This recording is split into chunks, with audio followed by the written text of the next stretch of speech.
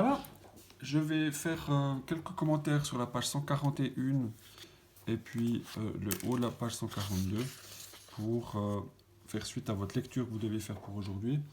Donc l'idée, c'est cette fois on va parler de vendre une immobilisation, donc les actifs immobilisés que vous avez à l'actif de votre bilan, que vous allez revendre en sachant que cette immobilisation a été amortie, puisqu'on est dans ce chapitre des amortissements. Alors, vous verrez que c'est tout facile à faire. Pour vendre une immobilisation qui a été amortie, vous devez prendre en considération plusieurs choses. Déjà, le prix d'achat de votre propre objet que vous allez revendre. Le montant total des amortissements que vous avez effectués jusqu'à présent. C'est souvent dans le compte amortissement cumulé que vous l'aurez. Le montant qui sera payé par le futur acheteur. Vous allez revendre ça à quelqu'un et combien est-ce qu'il va vous l'acheter. Et puis, on va déterminer si on a un bénéfice ou une perte qui est subie. Alors ça répond finalement à la question d'un d'entre vous qui me demandait justement comment ça se passe lorsqu'on va revendre tout ça. Et ben voilà, vous avez la réponse qui va être sous les yeux. L'idée, pour faire une vente d'un actif qui a été amorti, un actif immobilisé amorti, eh bien c'est de travailler dans les deux comptes. Ici, ça sera l'histoire d'un immeuble. Et on va ouvrir un nouveau compte qui s'appelle cession d'immeubles. Cession de véhicules, cession d'équipements informatiques. Donc ça dépend de ce que vous vendez. C'est toujours le compte cession de quelque chose. Donc là, on va vendre un immeuble, donc on va ouvrir un compte cession d'immeuble. Et ce compte cession d'immeuble correspond à un mini compte de résultat pour votre activité de revente d'un immeuble qui était dans votre bilan. Alors ici, on ouvre ce compte, session, donc je vais lire ce petit paragraphe, afin de déterminer aisément le bénéfice ou la perte qui résulte de cette transaction, on va enregistrer les différentes informations dans un nouveau compte appelé session, qui disparaîtra dès que toutes les opérations de vente auront été effectuées. J'arriverai. Alors on prend un exemple tout simple. L'appartement, je l'avais acheté 450 000 francs. Cet immeuble a été amorti à raison de 40 000 francs. Ici, on trouve cette information dans le compte amortissement cumulé. Et puis, on a les comptes qui se présentent ainsi, tirés de notre bilan initial, BI. Je décide de vendre cet immeuble à 500 000 francs. L'acheteur payera par virement bancaire. Donc, on va ouvrir ce nouveau compte qui s'appelle cession d'immeuble, compte de résultat, mini compte de résultat, donc les signes moins plus comme un compte de résultat. Alors, comment vous allez faire ceci? Vous avez tout expliqué là-dessous, mais je vais vous faire la démonstration. La première chose à faire, c'est de clôturer les deux comptes, ici, les clôturer et de les envoyer dans le compte session. Donc, première opération, je m'occupe du compte immeuble locatif. Alors, vous avez les totaux égaux, 450 000, 450 000, et j'ai 450 000 francs ici de solde que je vire à cession d'immeuble que vous avez en dessous.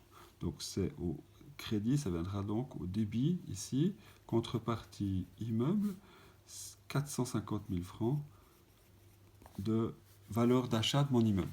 Vous faites la même chose, vous clôturez le compte amortissement cumulé, totaux égaux, 40 000, 40 000, et puis vous sortez ici les 40 000 que vous envoyez à cession d'immeuble. Le compte en dessous, c'est au débit, donc ça viendra au crédit. Ça vient donc de l'amortissement cumulé sur immeuble. Et vous avez 40 000 francs ici. Donc là, on a déjà clôturé ces comptes, on les envoie là. Et ne reste plus qu'à enregistrer le fait que l'acheteur va m'envoyer 500 000 francs par banque pour m'acheter en fait cet immeuble que je revends. Et puis, on enregistre ceci par l'opération banque à cession. Alors ça, c'est la nouveauté. Je vais donc avoir plus dans mon compte bancaire. Et puis, je vais le mettre dans mon compte cession. 500 000 banque à cession 500 000. C'est ici. Et voilà, c'est tout. Maintenant, il ne reste plus qu'à clôturer mon compte de cession et de voir si j'ai un bénéfice ou une perte. Je vous l'ai dit, ça correspond un tout petit peu à un mini-compte de résultat. Donc, vous regardez quel est le côté le plus élevé, 540 000. Donc, 540 000 ici. 540 000 de totaux égaux. Hop. 540 moins 450, j'ai 90 000 francs de solde que je vais considérer comme un produit exceptionnel. Ici, produit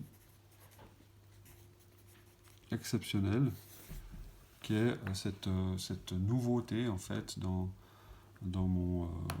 ma découverte de ce chapitre-là. Hein.